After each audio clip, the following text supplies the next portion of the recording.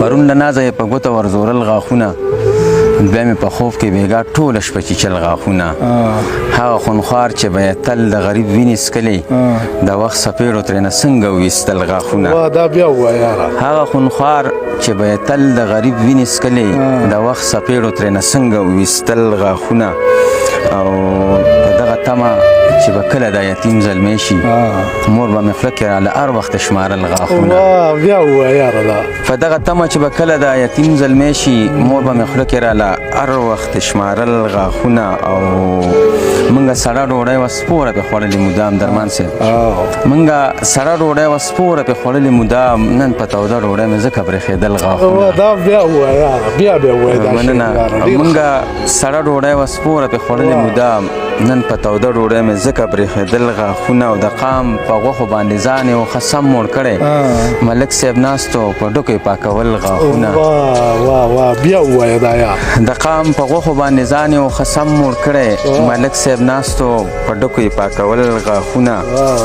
او دغه بې ننګه یار که اوس مې ډېر په ژبه سټي دغه بې ننګه یار که اوس مې ډېر په ژبه سټي زما په زړه باندې ښخ کړي دي یو ځل غاښونه مننه او خوږجان دوکه یې د پستې خولې په خبرو کړلو لکه د مارې ورته بیا راوښودل غاښونه ډېر ښه دی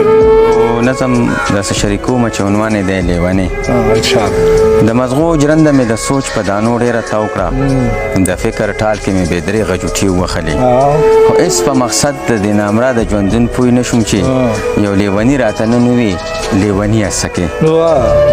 خوا کې مې کېنولو سوال مې ترېنه وکړو ګرانه لیونی ته یې او که زه لیونی د ښکارم درته خیرن ویښته یې ګرول په بړق بړق ویې خندل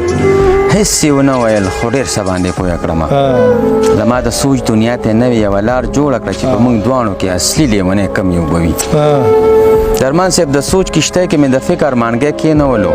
او د ژوندانه په لوی دریاب کې ښکار له ووتمه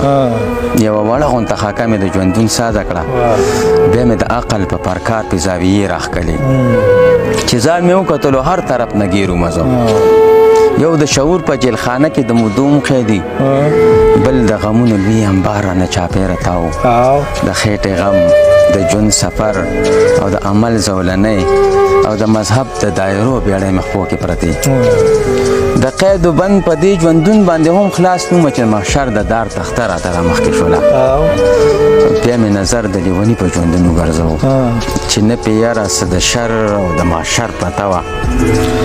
درمان صاحب څپلۍ یې نه وي خو په پښو کې یې بیړۍ هم نه وي تڼۍ یې نه وي خو ګریوان کې د چا لاس هم نه و د دې دنیا او د بقا غمونه یې نه پېژندل بس په یو خپله جنتي دنیا کې ورک ګرځېدو زر ورنږدې شوم ما ویل قربان حکم کوه ته خو باچا یې او خوږجان د یو قیدي و غلام